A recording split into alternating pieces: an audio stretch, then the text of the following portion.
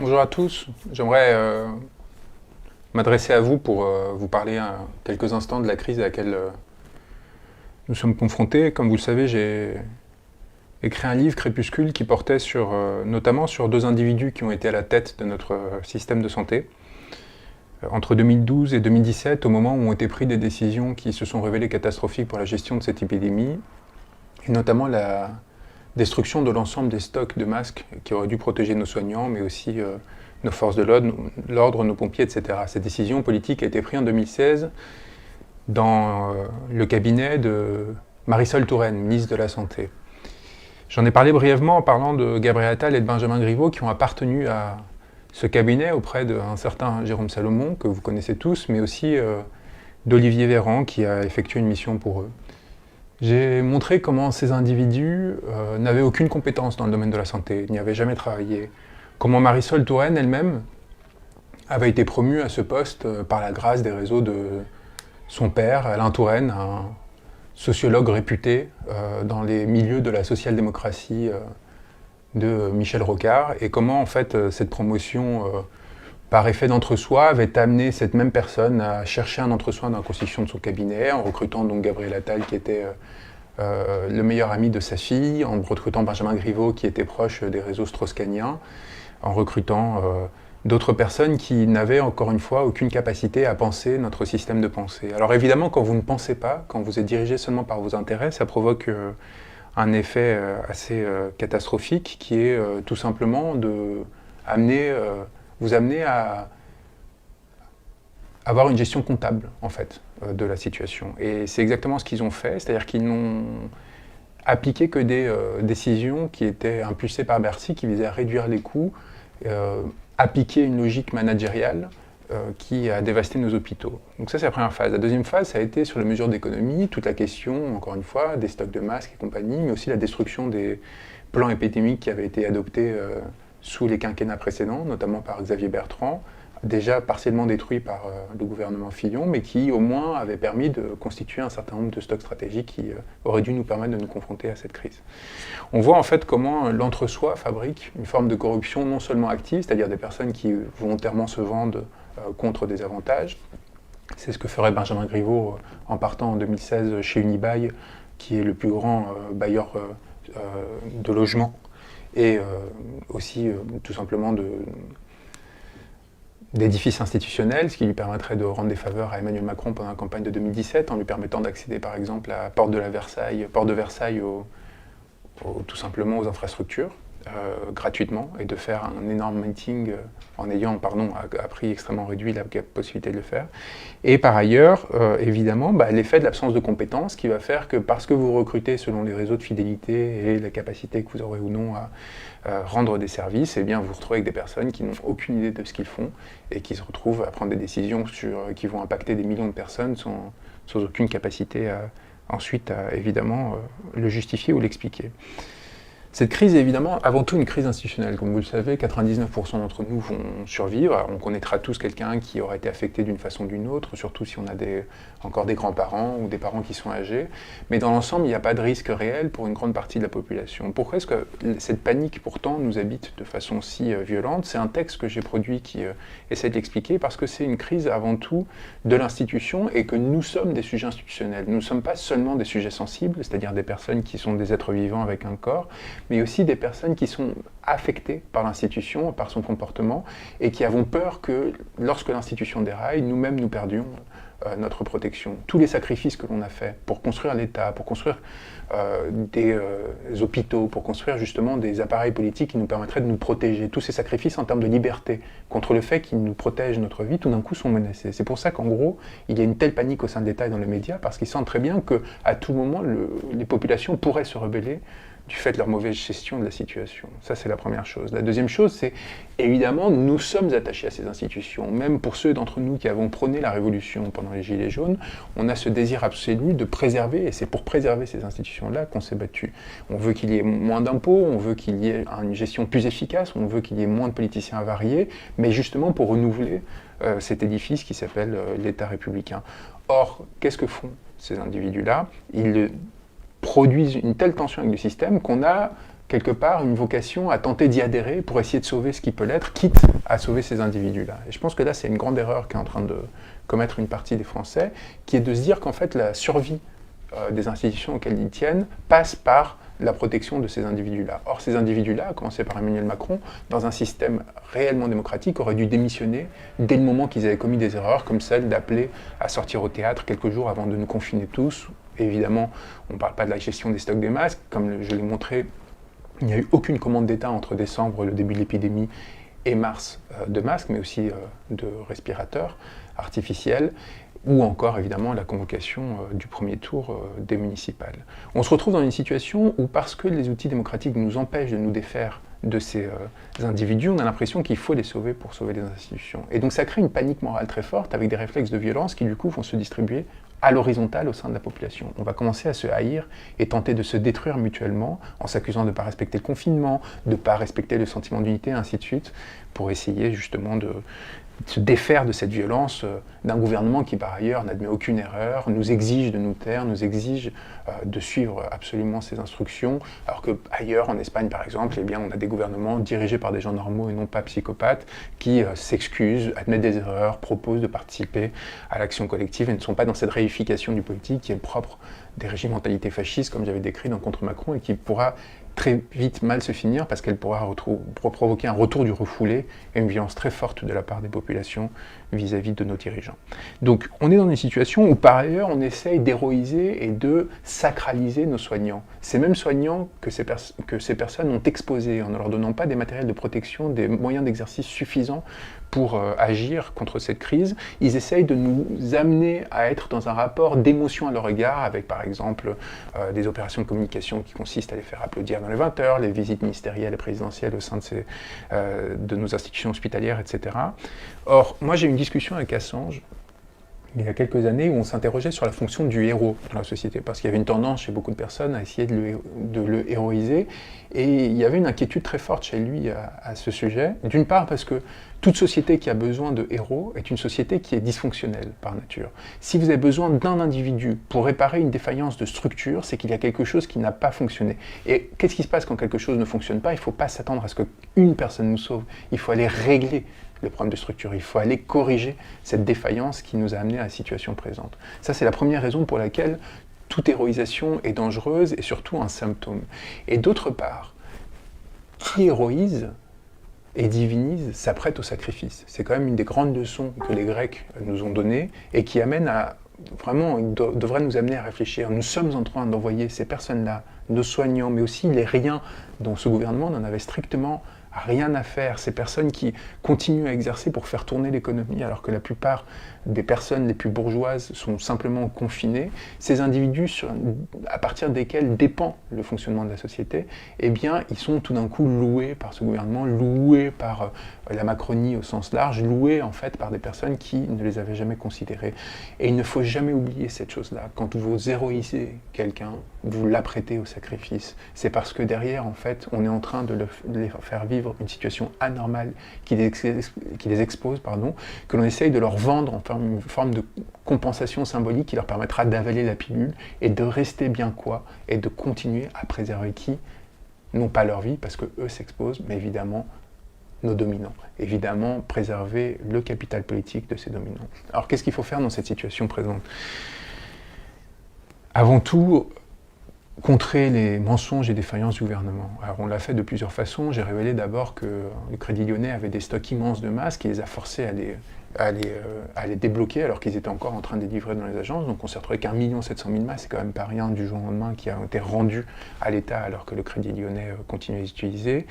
J'ai montré ensuite avec un rapport de la PHP comment celle-ci était complètement débordée. Rendez-vous compte, à date d'hier, il n'y avait que 4 lits en réanimation disponibles pour tous les hôpitaux de la PHP. 4 lits aujourd'hui. On avait révélé quelques jours auparavant qui avait déjà, bien en amont de ce que prétendait le gouvernement, bien en amont de ce que prétendait la PHP, dès le 23 mars, des patients qui étaient sacrifiés, qui n'étaient pas envoyés en réanimation, alors qu'ils auraient dû l'être en temps normal. Pourquoi ? Parce qu'on n'avait pas assez de moyens pour se confronter à cette situation. Et pourquoi est-ce que c'est important de donner des éléments factuels qui démontrent qu'il y a un péricide, qu'il y a incurie de la part de ce gouvernement? Parce qu'il est important que l'on sache exactement quelle est la situation pour pouvoir exercer un contrôle sur cette action et éventuellement, évidemment, nous préparer à mener un peu une action encore plus agressive à leur égard, en essayant tout simplement de faire basculer ce régime politique qui nous mène à la catastrophe. Pourquoi est-ce qu'il aurait fallu faire tomber dès le début Macron, dès le moment où l'on a vu qu'il était dans l'incapacité complète de gérer cette crise, dès le moment où il nous appelait à sortir au théâtre alors que l'épidémie était en train de venir? Parce que qui commet des erreurs de cet ordre-là, à cet instant-là, a toutes les chances de les répéter.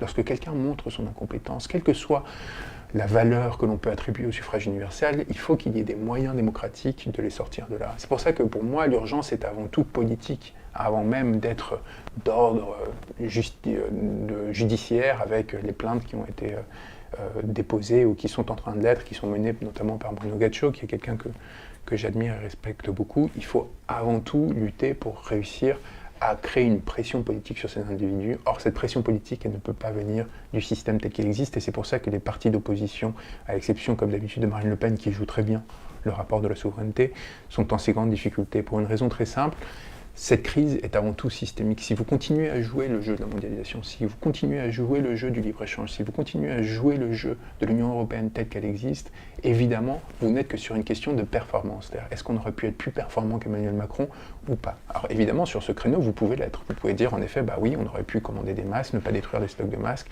de s'assurer que ceux qui avaient commis des erreurs entre 2012 et 2017 ne seraient pas aujourd'hui aux responsabilités, qu'il n'y aurait pas ceux en même temps qui nous amènent à supporter des individus qui ne devrait pas être au pouvoir. Très bien, mais je pense qu'il y a une façon d'être politiquement beaucoup plus efficace, c'est de dire, si nous ne nous étions pas insérés dans ce système de mondialisation qui fait que nous sommes affectés sans aucune possibilité de rupture et de distanciation par des événements qui commencent à des milliers de kilomètres d'ici du fait d'un contrôle des systèmes sanitaires et en l'occurrence de la biosphère en Chine qui sont défaillants, si nous avions la capacité à nous protéger de ces flux-là, si nous avions la capacité à produire par nous-mêmes les matériels qui aujourd'hui nous manquent, sans dépendre de commandes qui sont faites en Chine et qui font qu'un ministre de la République, quelqu'un comme Renaud Muselier, est en train de s'humilier. Pourquoi ? Parce qu'il est en train de dire qu'on nous vole les marchandises sur les tarmacs chinois parce que les États-Unis sont en train de faire des propositions plus importantes que celles des Français. On voit d'ailleurs là où est la solidarité et l'Alliance Atlantique lorsque la crise intervient. Si nous n'étions pas dans cette position de dominer, alors que nous avons la capacité de retrouver notre souveraineté, si nous n'étions pas en gros ce que ce pouvoir politique a fabriqué, et là je parle bien au-delà de la Macronie, des dirigeants politiques depuis 30 ans, c'est-à-dire une disparition de l'entité France, une disparition de l'entité France en tant que souveraineté, eh bien nous serions en mesure, si ce n'est d'anticiper cette crise, du moins lorsqu'elle intervenait, très rapidement, de nous mettre en position d'indépendance en fabriquant nous-mêmes des matériels, en réquisitionnant et en mobilisant un appareil industriel qui a été détruit, et ainsi de suite. Et donc ça passe par des propositions extrêmement fortes qui commencent probablement par la sortie de l'Union européenne, en fait. La rupture avec une mondialisation marchande qui n'a plus aucun sens et qui nous expose à des crises sanitaires qui, encore une fois, sont relativement secondaires. La situation actuelle et la pandémie à laquelle nous faisons face est relativement mineure par rapport à ce qui demain pourrait arriver. Imaginez-vous si un virus plus virulent était intervenu et avait commencé à circuler. Imaginez-vous s'il ne s'agissait pas d'une affection qui va provoquer peut-être, si la crise est mal gérée, entre 10 et 15 000 morts, soit à peu près l'équivalent des morts qui peuvent être attribuées à toutes les affections relatives au sens large à la grippe par an en France, mais ce qui peut aussi être comparé au nombre de morts que le chômage et la précarité produisent en France chaque année si l'on s'en tient aux études de l'INSERM. Imaginez-vous que l'on soit face à des virus qui, comme la peste en d'autres temps, qui encore existe d'ailleurs, et qui peut ressurgir si des mutations intervenaient.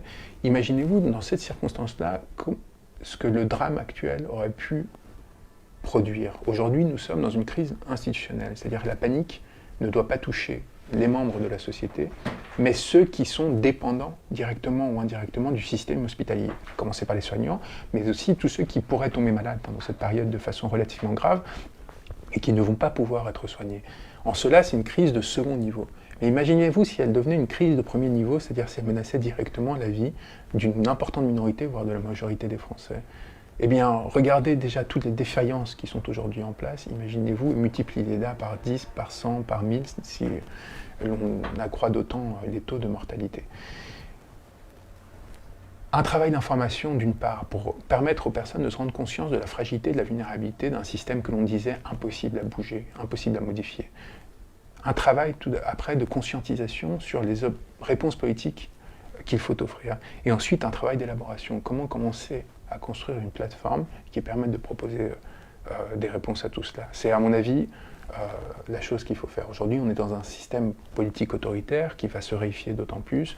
On a une sorte d'écrasement des tentatives de mobilisation qui sont actuellement en cours. Je pense qu'il va falloir être très courageux. On est à l'ombre de la nuit brune, dans un système qui nous amène de façon tangentielle à la prise de pouvoir par Marine Le Pen. Je pense qu'on est un pays qui est en mesure de proposer quelque chose qui soit moins médiocre, moins ridicule d'un point de vue de la pensée, plus inscrit dans un rapport d'altérité, d'empathie vis-à-vis de l'autre, et il faut commencer à le préparer dès cet instant. Mais encore une fois, ça passe par une rupture fondamentale avec le fonctionnement institutionnel tel qu'il existe. Vous l'avez vu comment la PHP a refusé, après m'avoir affecté à l'hôpital Cochin, mon volontariat, du fait de mes opinions. Ça a été écrit noir sur blanc par la directrice de cabinet de Martin Hirsch, Madame Rubinstein, qui était directrice de cabinet de Madame Schiappa. En termes de politisation, moi je pense que je n'ai pas de leçon à recevoir de ces individus-là.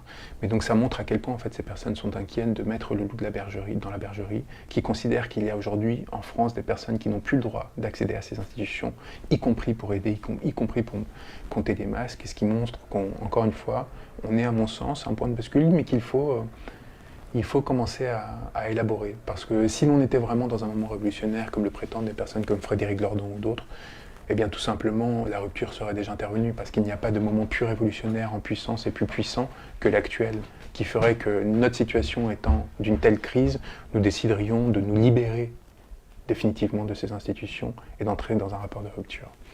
Voilà, je ne vais pas maintenir ce live enregistré pour une raison très simple.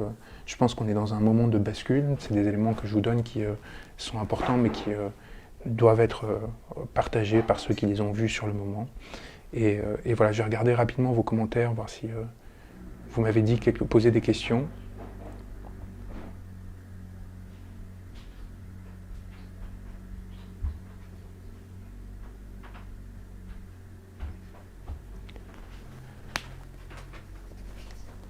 Pas de coming out, non, au contraire, on me pose des questions sur les gilets jaunes, etc. Moi, je vais vous répondre très rapidement. Là, la question n'est plus celle de savoir à quel système on appartient ou pas.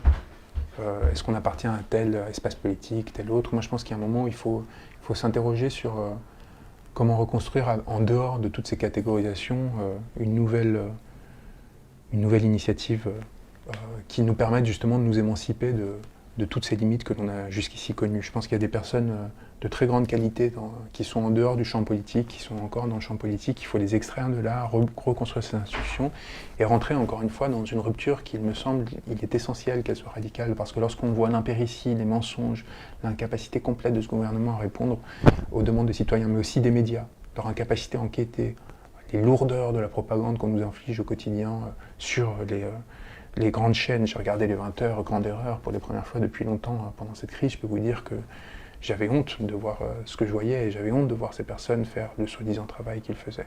Eh bien, je pense qu'il faut rentrer dans un rapport différent au monde, et encore une fois, ça passe par une mise en radicalité très importante de tout cela. Moi, j'essaie de donner des outils de pensée, je n'ai pas forcément vocation à devenir un leader ou quoi que ce soit, mais bienvenue ceux qui veulent m'aider à essayer de construire à ma mesure quelque chose qui nous permettra demain d'avancer. Je vous dirai un dernier mot sur la situation personnelle.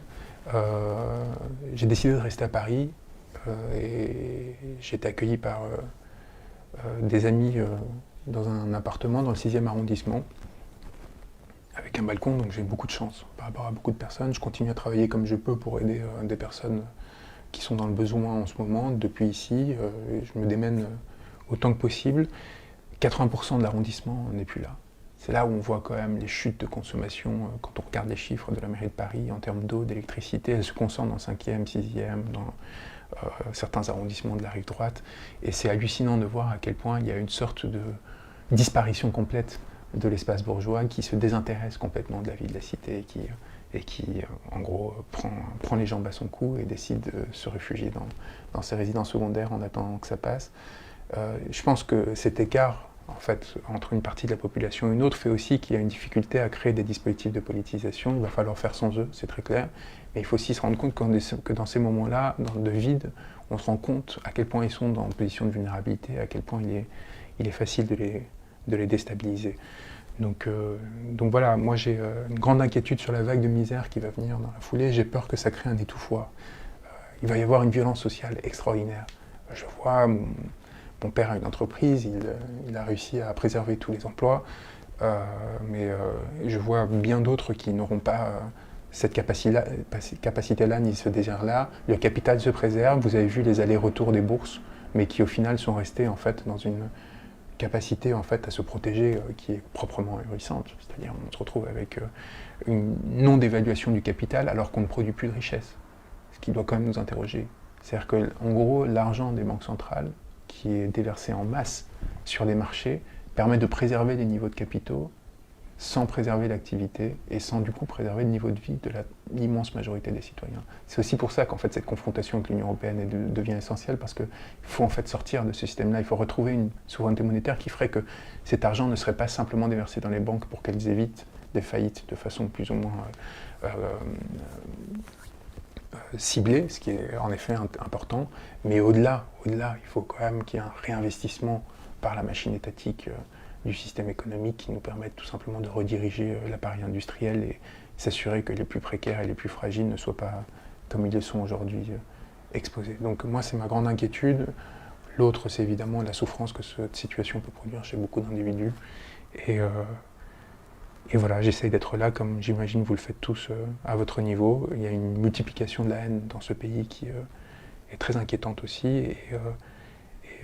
Et dans l'agressivité, encore une fois, qui s'horizontalise, moi je vois le fruit de cette stratégie de réification et de verticalisation du pouvoir qui, en donnant des injonctions extrêmement brutales et extrêmement autoritaires, amène la violence à se disséminer au sein de la société. Vous voyez, au lieu d'être dans un rapport d'écoute, d'accompagnement, comme pourrait l'être une forme de paternalisme républicain que j'aurais autrement critiqué, ils sont dans une forme d'imposition, de fatwa, quoi, dans laquelle il n'y a pas de discussion possible, soit l'on est avec eux, soit l'on est contre eux, et c'est reproduit par une partie de la société, ce qui explique en fait les très nombreux dispositifs de délation qui se mettent en place, et ainsi de suite. Donc je vous invite à retourner la violence contre eux, et à réfléchir à comment retourner cette violence contre eux, l'empêcher, encore une fois, d'infiltrer la société, de créer de la division, et au contraire, aller chercher une bascule politique de très haut niveau.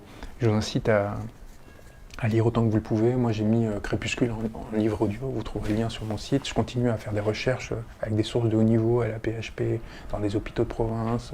J'ai été contacté par le collaborateur de Didier Raoult, Yanis, qui me donne des informations importantes sur l'évolution de la situation à Marseille, pas seulement sur le traitement qui n'est pas miracle, qui pourrait être utile, on verra, de Didier Raoult, mais plus largement sur la façon dont ils prennent en charge thérapeutiquement, alors qu'ils ont une expérience très forte sur les questions virales.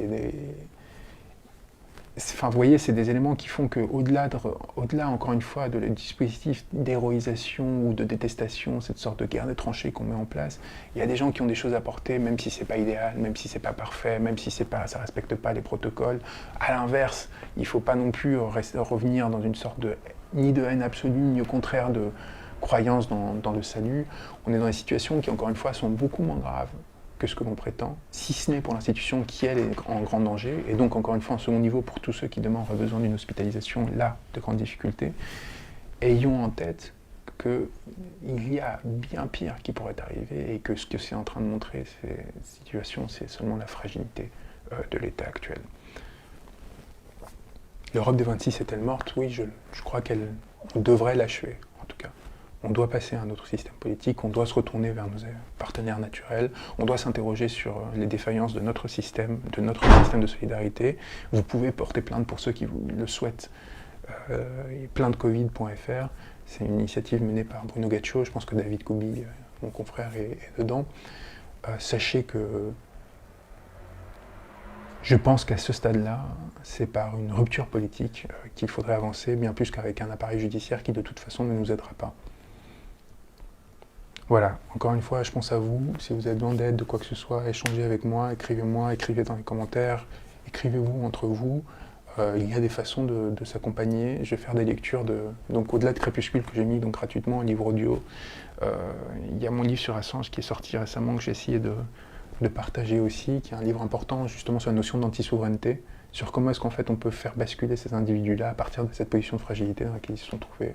Il y a ce texte important un peu plus bas encore sur le coronavirus que j'ai écrit, où j'essaie de réfléchir sur cette question, cet écart entre sujets sensibles et sujets institutionnels. Et voilà, regardez pas la télé surtout, et continuez à vous battre. Ça a été une période extrêmement violente, je voudrais revenir peut-être finalement dessus. L'affaire Griveaux m'a valu un harcèlement journalistique d'une violence que vous ne pouvez pas imaginer en fait.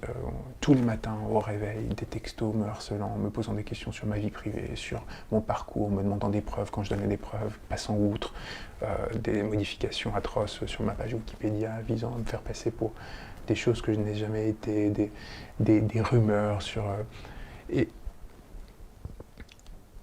j'ai découvert en fait à quel point tout cela, et depuis un an, en fait, depuis la sortie de Crépuscule, même si ça s'est intensifié pendant l'affaire Griveaux et qu'ils ont voulu se venger en fait, de l'humiliation que je leur avais fait subir, tout cela pesait sur moi et créait une violence en moi que j'ai peut-être montrée d'une façon que je n'ai pas pu contrôler. Et je suis passé pour quelqu'un que je n'étais pas, raidi, en rupture, alors que je me réveillais juste tous les matins avec... une douleur importante dans le dos, dans les articulations, des sentiments d'humiliation, de honte, de rage, d'impuissance. Et j'essayais de ne pas les partager, de sublimer tout ça, d'essayer de vous expliquer, de comprendre aussi quels effets de structure faisaient que tout d'un coup ce système se retournait contre moi. Et je suis désolé si j'ai pas été dans une capacité à accueillir un rapport au sentiment qui soit plus noble et plus sain. Mon entourage en a beaucoup souffert. Les personnes que j'aimais l'ont très largement subi, au-delà des insultes qu'ils ont reçues. Je pense à la femme que j'aimais, je pense à ma mère, qui a été quand même de façon suggestive assimilée à une prostituée dans Paris Match, et qui a vu comment ses proches, justement, de cet environnement que je méprise, le 6e arrondissement s'écartait. Et je pense aussi à tous ceux un peu plus distants qui ont vu une pression s'abattre sur eux et qui n'ont pas trouvé en moi quelqu'un qui était en mesure à ce moment-là de faire autre chose que d'essayer de se battre pour rétablir sa dignité. Et que ce soit la mise sur écoute, de façon, les filatures, de façon beaucoup plus intense que ça l'était jusqu'alors, que ce soit les remises en cause sur mes expériences professionnelles passées, que ce soit les insultes au quotidien, c'est-à-dire que j'ouvrais un site internet pour m'informer, Le Monde, Le Figaro, etc. Et je tombais sur moi au quotidien, des articles au quotidien. Que ce soit le fait de fouiller, d'instrumentaliser dans ma vie privée pour essayer de me faire passer pour quelqu'un que je n'étais pas, tout ça, évidemment, produit un effet non pas sur mes idées, mais sur la façon dont j'interagissais avec vous. Et j'espère que vous comprendrez que j'ai essayé de me défendre et que j'ai pu passer pour quelqu'un qui était obsédé par son soi, alors que j'essayais tout simplement de rétablir une forme de vérité. Je trouve que c'était important de traverser ça. J'espère que ça n'affectera pas votre confiance et la capacité qu'on aura à agir. J'essaie d'y répondre en étant le plus rigoureux possible dans les informations que je transmets sur cette crise, en essayant d'avoir des analyses qui prennent un peu de hauteur et qui en fait ravalent à leur nullité ces appareils de pouvoir. Et tout simplement en essayant de reconstruire une forme de rapport à l'humain qui manque à tous dans ces moments d'hystérie. Voilà. Je continuerai à faire mon travail, à défendre mes clients coûte que coûte, à leur montrer ma fidélité, en prenant le risque de perdre ma robe s'il le fallait. Je vous embrasse très fort. À très vite.